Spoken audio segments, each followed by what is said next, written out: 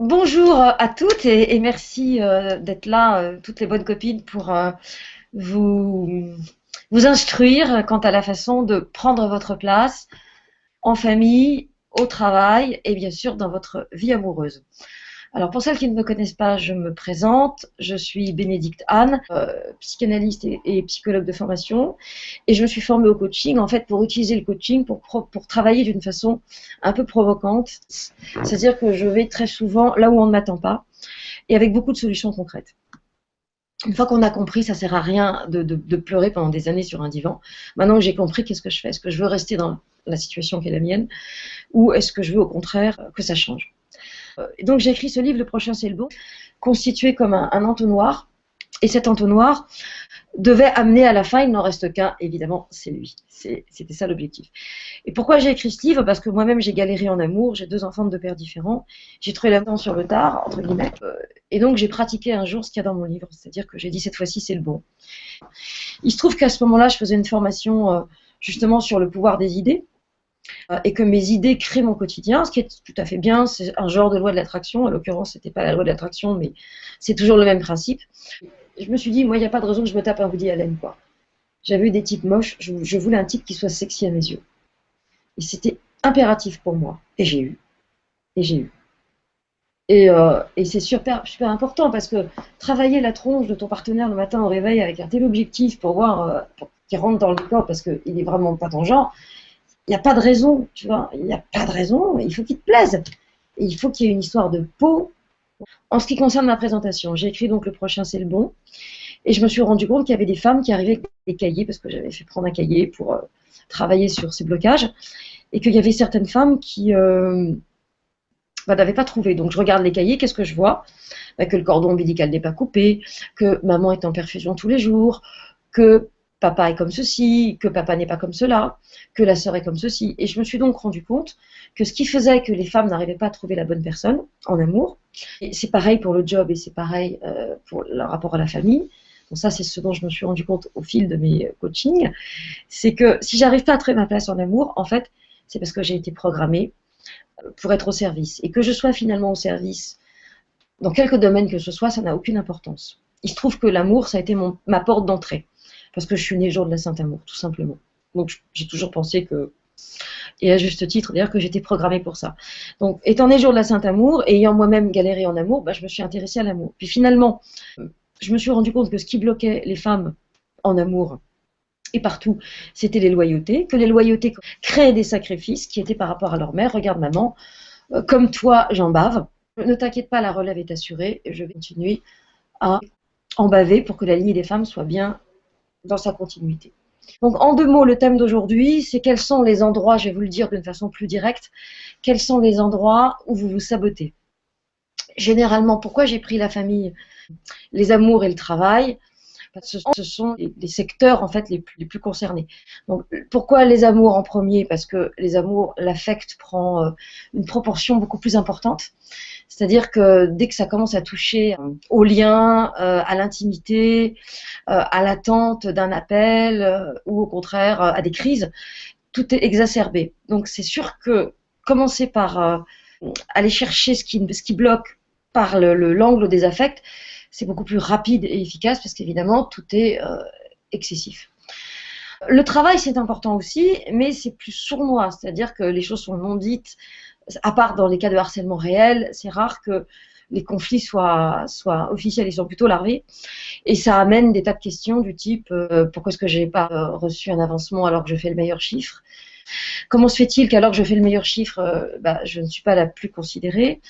Ça peut être occuper une fonction qui ne correspond pas à vos compétences, ou ça peut être le larbin, la larbine des gens qui vous demandent parce que vous n'avez pas d'enfant, alors on vous demande de prendre vos vacances en dehors des vacances scolaires, ou on vous demande de rester plus tard le soir, ou vous vous sentez obligé, bien sûr, de le faire. Dans la vie familiale, c'est effectivement aussi un sujet délicat parce que c'est toute l'histoire de la place dans la fratrie. Est-ce que vous faites plutôt partie des gens qui sont obligés d'être au service des parents ou qui font la bonne oreille, la grande oreille, la thérapeute, la médiatrice, ou est-ce que vous êtes plutôt ignoré? Et je vais quand même rajouter indirectement les amis, Pourquoi les amis? Parce que parfois, on se reproduisent les mêmes schémas avec les amis qu'avec la famille, qu'avec le travail, et bien sûr qu'avec les amours. Donc tout ça fait que s'il y a un endroit dans votre vie dans lequel vous n'occupez pas votre place, c'est pour moi le point de départ. Le point de départ, c'est la situation telle qu'elle se présente. C'est-à-dire, quel est l'endroit où finalement, j'y trouve pas mon compte. Je suis en attente, je suis frustrée, je suis parfois dévalorisée, ou je suis celle qui arrange, celle qui fait tout, en gros celle qui porte. Donc que vous portiez finalement un poids en amour, au travail, dans votre vie familiale ou dans votre vie relationnelle, au bout du compte, c'est toujours ce sentiment d'être au service. Et de ne pas savoir dire non, évidemment, parce que si vous êtes au service, c'est que vous acceptez de rendre des services. Et si vous acceptez de rendre des services, c'est qu'il y a une partie de vous qui a été programmée pour ça. On en arrive donc au fait que généralement, quand vous n'arrivez pas à prendre votre place, ça correspond à une forme de sabotage, puisque c'est pas forcément là où vous aimeriez être. Si vous vous sabotez, c'est que ça correspond à un sacrifice, puisque pourquoi serais-je là où je n'ai pas envie d'être, alors que je pourrais être ailleurs? Donc si j'y vais, alors que c'est pas ce que je veux, c'est que d'une certaine façon, je me sacrifie. Alors généralement, je fais ce geste, mais là, vous ne me voyez pas, alors je vais me lever, que vous compreniez. Voilà, le sacrifice, c'est « Ah, j'ai mal, mais qu'est-ce que ça fait du bien? Oui, non, mais j'ai trop mal. » Donc c'est faire quelque chose qui, finalement, ne vous correspond pas vraiment, mais malheureusement, c'est plus fort que vous, et donc c'est probablement que vous avez été programmé. Donc, où est-ce que vous avez été programmé, à votre avis? Quand est-ce qu'on vous a appris à vous sacrifier pour les autres? Forcément dans l'enfance. Alors si vous pensez que ça n'a rien à voir avec l'enfance, c'est pas la peine de continuer à m'écouter, puisque mon expérience de terrain m'amène à considérer que pas né de la reproduction d'un utérus cosmique et de Robocop, vous êtes né avec un père et une mère, même si les parents qui vous ont élevé n'ont pas forcément été ceux qui vous ont conçu, vos géniteurs, vous êtes donc né avec une histoire. Et dans cette histoire, il y a une mère, et comme vous êtes des femmes, puisque nous sommes avec mes bonnes copines, vous avez donc votre mère, la mère de votre mère, et puis la grand-mère, et probablement l'arrière-grand-mère. Mais déjà, quand on arrive à remonter jusqu'à l'histoire de la grand-mère, on a beaucoup d'éléments. Ces femmes vous ont transmis ce qui s'appelle le féminin, c'est-à-dire quelles femmes vous êtes par rapport à leur histoire. On a une arrière-grand-mère qui est issue de Fimère, ça veut dire que sa mère l'a conçue sans père à un moment donné où c'était très mal vu. Donc la grand-mère va devenir très catho, très croyante, va évidemment épouser un catho. La mère va être très catho et la fille, vous par exemple, alors selon votre génération, puisque moi je coach de 16 à 70 ans, donc peut-être que chez vous c'est juste une grand-mère ou une mère ou encore plus loin, peu importe. D'une manière ou d'une autre, on retombe toujours sur ses pieds.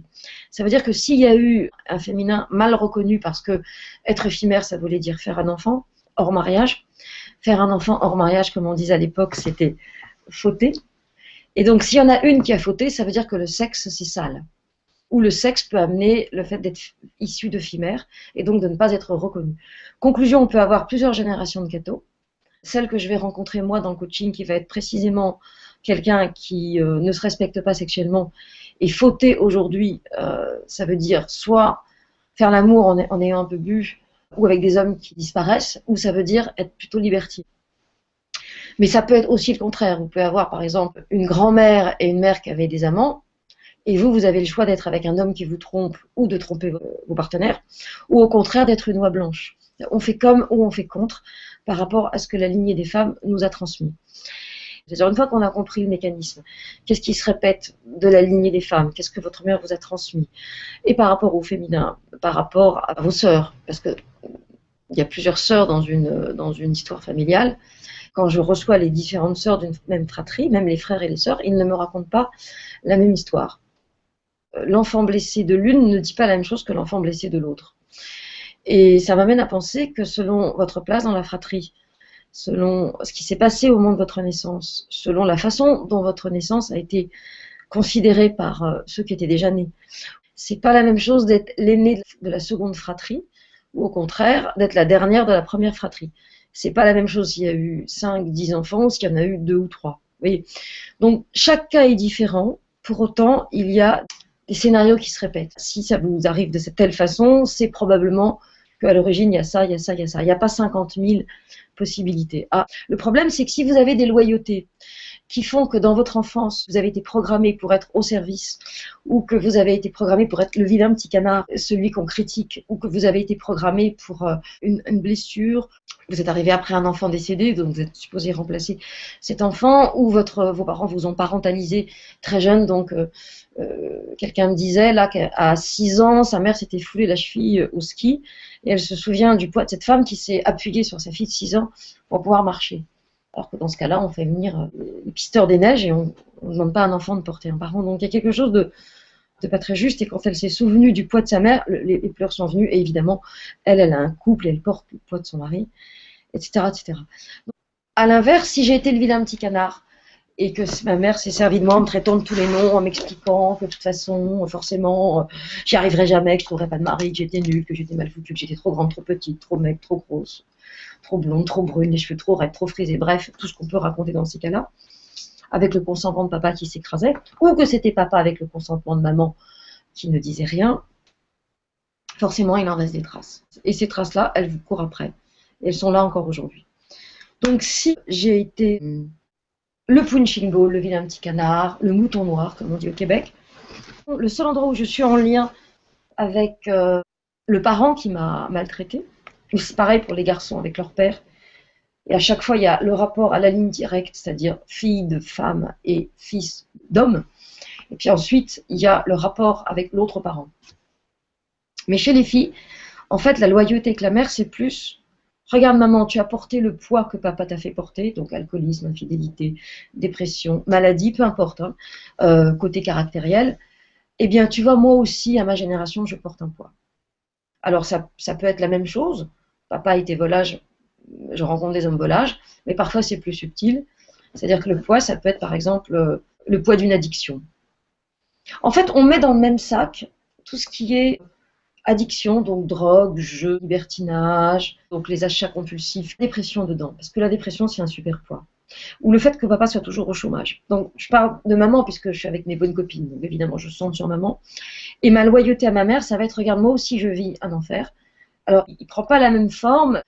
Papa a été infidèle, il était soumis ou il était tout le temps malade ou dépressif.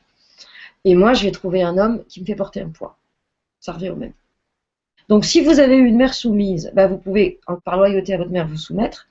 Mais vous pouvez faire le contraire en disant « je ne serai jamais comme ma mère » et finalement, vous en arrivez à être soumise à votre célibat, par exemple. Ou soumise à des hommes qui ne sont pas disponibles, etc. etc. Donc, quand j'ai commencé à recevoir les cahiers, à lire les cahiers des personnes que j'ai d'abord reçues dans le cadre des cafés et qu'ensuite j'ai coachées, je me suis donc rendu compte que ce qui posait problème à trouver sa place dans tout le domaine qu'on a vu, c'était les loyautés. Donc, comme je vous l'ai dit, qui correspondent à des sacrifices et qui s'expriment par des sabotages et qui sont liés au fait que soit, regarde maman, j'assure la relève, ou au contraire, je suis bien comme tu avais dit, je suis nulle et le seul endroit où je suis en lien avec toi, c'est en étant nulle. Ou en vivant le même enfer que toi, même si j'ai été élevée d'un petit canard. J'ai vécu le même enfer que toi à ma façon, tu peux donc me reconnaître puisque je te ressemble. Mais votre mère, qui s'est souvent servie de vous pour porter le poids de sa propre histoire, ne va pas évidemment vous reconnaître. Il faut savoir une chose, c'est que ce que votre mère ne vous a pas donné, elle ne vous donnera jamais. Vous serez là pour son dernier souffle. Demandez-vous qui sera là pour votre dernier souffle. Je pense à ces célibataires qui se sont sacrifiés dans la maternité. Je ne m'adresse pas aux femmes qui ne voulaient pas être mères, ça c'est encore autre chose. Encore que ce que j'ai remarqué, c'est que quand je les coach, c'est bien sûr la population des personnes que je coach, donc c'est pas le monde entier, on est bien d'accord. Quand je coach, je me rends compte que quand elle dit « je ne veux pas d'enfants », en fait c'est « je ne veux pas leur faire vivre ce que j'ai vécu ». Et très souvent, à la fin des quelques séances qu'on a eues, quand elles sont sur les rails, ben finalement ça s'ouvre. Alors après, tout dépend de leur âge. Entre 27 et 43 ans, il y a une vraie question par rapport à la maternité, qui souvent ne se pose pas directement parce que le partenaire n'est pas là, ou quand il est là, c'est compliqué. Donc j'ai écrit à la suite, le prochain c'est bon, j'ai écrit autodiagnostic amoureux, qui était une façon de faire son diagnostic soi-même à partir des différentes expériences amoureuses que vous avez eues. Mais pour les filles qui sont vierges, en fait, les amours platoniques comptent tout autant, puisque ça amène des relations, même si elles ne sont pas concrètes sexuellement, qui amènent des interactions, qui amènent donc des attentes ou pas. Enfin, je faisais plutôt faire des QCM à partir des relations que vous avez eues. Et ces relations, en fait, témoignent de la place que vous occupez. La place que j'occupe dans ma relation amoureuse donne très souvent le ton de la place que j'occupe au travail, en famille ou avec mes amis. Mais il n'y a pas de règle. Ça veut dire que je peux être une esclave en amour et une tueuse au travail. En général, quand je suis une esclave en amour, donc au service de l'autre, c'est souvent parce que j'ai été au service de la famille. Mais je connais des femmes qui sont donc des tueuses professionnellement, mais des larves, bizarrement, dans la vie amoureuse. Mais il y en a aussi qui ne réussissent rien, il y en a qui réussissent tout, sauf. C'est-à-dire qu'elles n'occupent pas la fonction qu'elles devraient occuper compte tenu de leurs compétences, mais elles ne sont pas au plus bas niveau de l'échelle. Ce sont celles qui n'optimisent pas. Et comme il n'y a pas de petit coaching, et qu'il n'y a pas de petit trauma, peu importe ce que vous vivez, si c'est pas juste, c'est pas juste. Donc, il n'y a pas de règle, il n'y a pas de petit trauma. Et tout ce que vous avez vécu, même si ça vous paraît rien par rapport à ce qu'ont vécu d'autres personnes, ça compte. Et à force de faire du coaching, je me suis rendu compte que les gens se sabotent, les hommes et les femmes se sabotent dans leur travail, sont au service de la famille, se sabotent dans leur rapport au corps aussi. C'est-à-dire en ne faisant pas de sport ou pas d'activité physique, ce qui fait que les muscles se ramollissent un peu, ou en mangeant pas forcément des choses qui sont bonnes. Alors je ne parle même pas du surpoids, je parle simplement des aliments qui font que vous ne vous sentez pas dans le même bien-être physiquement si vous avez trop mangé. Donc forcément, certains aliments ne sont pas positifs pour vous, etc. Et donc à force de coacher, je me rends compte que il y a plusieurs endroits où il n'y a aucune raison que je me sabote, moi, femme. C'est mon rapport à mon corps, mon rapport à l'amour, mon rapport au travail, mon rapport à mes amis et mon rapport à mes enfants. Ça, c'est super important. Puisque si je suis en loyauté, je refile cette loyauté à mes filles ou à ma fille. Ou mon fils peut être en loyauté avec moi. Combien de fois j'ai coaché les mères et les filles et c'est comme ça s'ouvre, quoi. Un peu comme Obama lors de sa première élection. Quand quelque chose d'immense, de très grand s'ouvre. C'est-à-dire que tout à coup, la fille peut voir sa mère comme une femme avant d'être sa mère, peut la voir par rapport à l'histoire qu'elle a vécue et qu'elle a transmise, bien sûr, et peut aussi ne pas être obligée de tout prendre. Et quand j'ai la chance de pouvoir coacher les deux, je montre à la mère ce qu'elles attendent de leur fille. Très souvent, des mères attendent de leur fille qu'elles soient les bonnes mères qu'elles n'ont pas eues. Et ça, c'est terrible. Et je suis obligée de demander à certaines mères, arrête de lui parler au téléphone, de lui raconter tes trucs. Tu vas voir quelqu'un. Et je dis aux filles, dis à ta mère que si elle te parle de ton père, elle en parle au psy. Ce qui est important, c'est que l'endroit où je ne dois pas me saboter, c'est avec mes enfants. Et si mes enfants me font vivre un enfer, c'est pas par hasard. C'est vraiment intéressant de savoir d'où ça vient tout ça. Quand il y a un changement, il y a d'abord le travail. Ou le déménagement, quand j'habite chez mes parents ou quand j'habite avec quelqu'un qui n'est pas bon pour moi. Quand ma coloc et je change de coloc. Donc il y a souvent un changement de lieu géographique quand c'est justifié. Quand il n'y en a pas, on passe directement au travail. Le corps, ça se fait en même temps, c'est ça qui est bien. Et après, ce sont les amours. Mais le travail, c'est un gros chantier. Parce que ça, c'est le sabotage. C'est souvent quand maman a saboté ses études, la fille sabote ses études. Et c'est pour ça que beaucoup d'enfants sabotent leurs études. Parce que par exemple, si maman a dû se marier parce qu'elle avait fauté, comme on disait, qu'elle était enceinte de toi, ma bonne copine, et qu'elle t'a dit, moi j'aurais été pharmacien, mais tu comprends, avec ton père, je n'ai pas pu reprendre mes études. J'ai dû arrêter parce que tu étais là, évidemment. Si maman n'a pas fait d'études parce qu'elle a dû se marier à cause de moi et que papa en plus il n'était pas très gentil, forcément moi je ne peux pas réussir mes études. Ou si je réussis mes études, je sabote mes amours. Quand je ne sabote pas les deux. Alors je vois des femmes qui sabotent partout. La plupart du temps, il y a un ou deux domaines. Mais la bonne nouvelle, c'est que si vous sabotez partout, s'il y a un endroit où vous reprenez votre place, vous allez la reprendre dans tous les domaines. C'est ça qui est génial. S'aimer soi-même, ce qui est la tarte à la crème du développement personnel. Donc pour moi, s'aimer soi-même, ça consiste à je me respecte, je ne fais pas quelque chose que je ne veux pas faire. Mais à l'inverse, je ne me transforme pas en terroriste parce que j'ai été trop longtemps une esclave, à être au service des autres. Je suis avec un chéri qui m'aime, que j'aime et on a un projet. Donc ça veut dire j'occupe ma place en amour. J'ai un job qui correspond à mes compétences. Et si j'ai envie d'avancer, je me fais une validation des acquis, je reprends des études, je me fais payer une formation et je bouge. Et si ce que je fais me convient, j'occupe ma place. Et je ne suis plus celle qui porte ou qui se fait harceler. Alors ça, c'est encore une autre histoire, le harcèlement, mais on va dire qui est celle sur laquelle on compte. C'est-à-dire ma silhouette me plaît. J'ai le droit d'être ronde si je veux, si ça me correspond. Mais si la nuit, je me rêve, comme quand j'étais plus jeune ou plus fine, à ce moment-là, il y a un souci.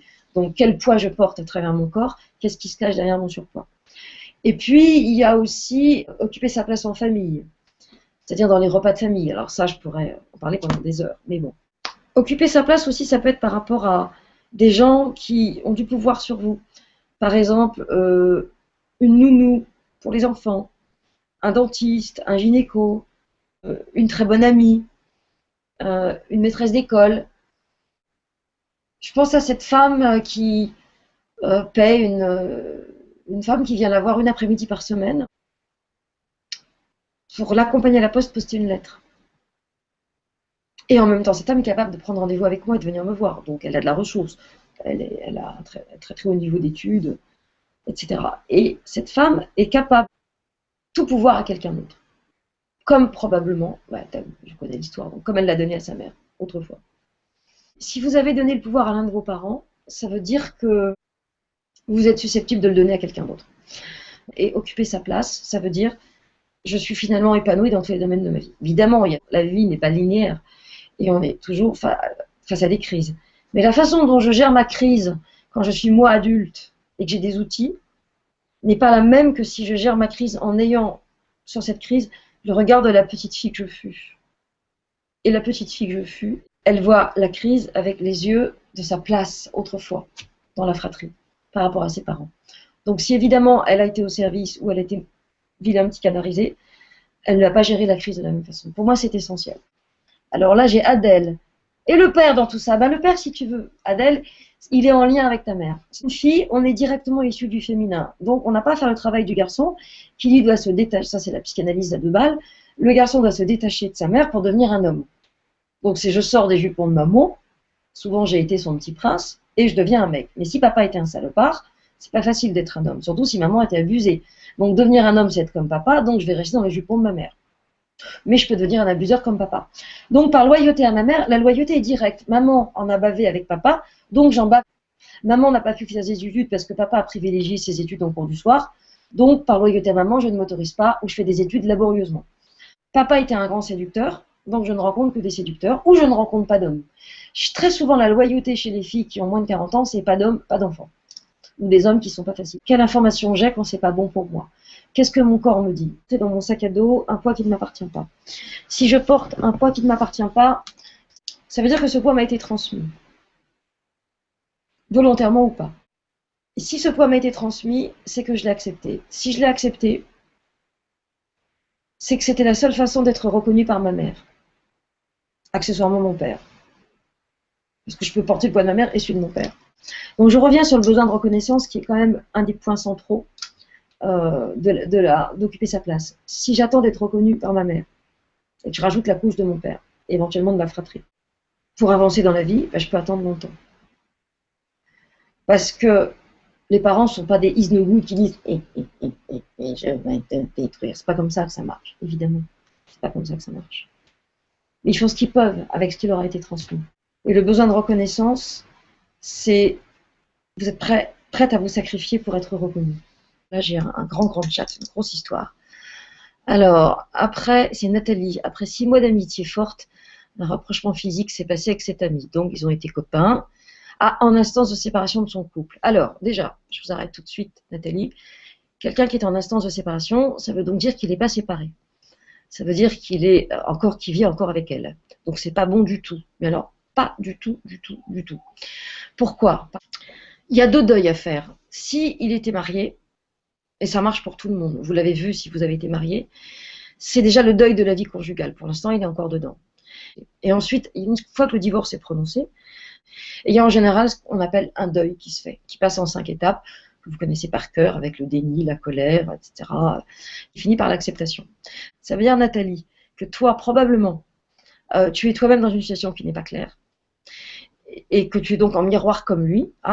Donc déjà, il est en instance de séparation, donc comme je vous l'ai dit, la séparation, c'est se mettre dans une posture dans laquelle accompagner à faire le deuil de sa femme. Et il y aura toujours une tierce. Donc ça amène 2 questions. Pourquoi j'occupe pas la première place? Pourquoi déjà il y a le divorce et l'autre entre nous? Et ensuite, qu'est-ce qui s'est déclenché à ce moment-là, au moment où il envisage de se séparer? En sachant qu'entre être en instance de séparation et se séparer, le fait d'être la maîtresse d'un homme qui est encore avec sa femme peut générer chez elle une posture du type, bah, finalement, puisque tu arrives, toi Nathalie, je veux garder mon mec, donc je m'en mets avec lui. Donc déjà, c'est compliqué. Ensuite, je vois qu'il n'est pas stable sentimentalement, tu m'étonnes, avec ce que tu viens de me dire. J'ai donc pris mes distances, ça c'est bien. Pour me respecter, ça c'est bien. Nous retrouvons ce week-end écoulé, un échange physique a eu lieu à nouveau, évidemment, chaque fois que tu vas, vous allez faire l'amour. J'ai donc demandé hier soir ce qu'il comptait faire, car il ne dit rien, n'est pas clair et pense passer de fille en fille. Bon ben, si, il est très clair. S'il pense passer de fille en fille, il t'a dit que tu n'étais qu'une parmi d'autres, mais toi, tu es celle qui l'écoute. J'ai donc mis un terme, car cette évolution de notre relation initiale est toxique pour moi. Évidemment, tu n'aurais même pas dû démarrer, Nathalie. Ai-je bien fait? Oui, oui, Nathalie, tu as très bien fait. Et si tu le revois, et de toute façon, il n'est pas clair avec sa femme, moi, je crois qu'il raconte qu'il est en instance de séparation pour mieux abuser de ses petites cailles. Comment retrouver ma place d'ami? Non, laisse tomber, c'est foutu. Là, il est en train, finalement, je pense, c'est une hypothèse, hein, je ne le connais pas, donc je peux me tromper. Mais ce que j'entends, avec le peu que tu me donnes, c'est que cet homme-là se raconte l'histoire qu'il est en instance de séparation, et toutes les sauveuses arrivent au service en se disant avec moi ce sera différent. Donc premièrement, avec toi ce sera pas différent. Et deuxièmement, si ça devait l'être, il faudrait qu'il ait fait tout le travail de séparation, de divorce, et qu'il soit lui-même, qu'il ait fait un travail sur lui, qu'il soit clair. Parce que là, ce que j'entends, c'est qu'il est probablement en train, s'il veut passer de fille en fille, c'est qu'il est en train de se venger sur les femmes en les séduisant et en les abusant de ce qu'il n'est pas nourrissant avec son épouse. C'est ça que je vois.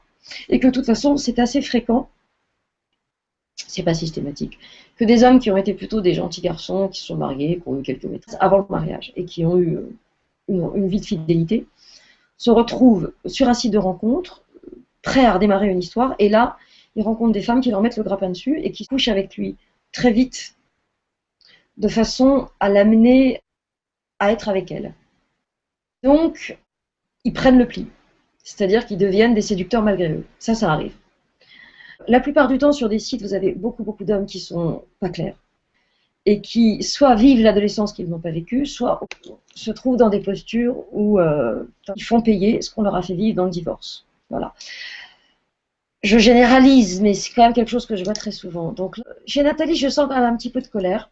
Et je vais revenir sur la place parce que moi, je pense qu'on devrait avoir, nous les filles, les 5 règles des bonnes copines. Allez, je ne couche pas avec l'homme d'une autre. C'est-à-dire, si je rencontre un type et qu'il est en couple, tant qu'il n'est pas divorcé, j'y vais pas. Je ne couche pas avec quelqu'un qui vient donc de se séparer. C'est-à-dire, je ne suis pas la femme pansement. Je ne couche jamais dans le milieu professionnel. Parce que c'est l'enfer quand ça se passe pas bien. J'attends au moins, ça c'est pas nouveau, 5 rendez-vous avant de coucher. Et je ne couche pas tant que je ne sais pas quel est son parcours amoureux, son passé, etc. Je pose mes questions avant d'avoir une relation intime. C'est-à-dire que je demande à l'autre comment il se voit dans quelques années, etc. etc. Bon. Mais la règle numéro 1, c'est je ne couche pas avec quelqu'un qui est dans des problématiques d'alcoolisme, d'addiction, qui vous dit « j'étais comme ceci, mais j'ai changé ». Non. Si tu n'es plus comme ceci, tu n'en parles même pas. Donc si j'étais libertin, je me suis arrêtée, c'est qu'il y a une part de toi qui est libertin. Sinon, on ne vous le dit pas. On vous le dit très longtemps après. Voilà, j'ai été très contente de faire cette vidéo. Ça m'a beaucoup amusée, tellement passionnant. Moi, je suis née pour aider les hommes et les femmes à s'aimer au sens à se respecter et à pas être dans des situations galères, dans tous les domaines de leur vie. Merci les filles, merci pour vos encouragements.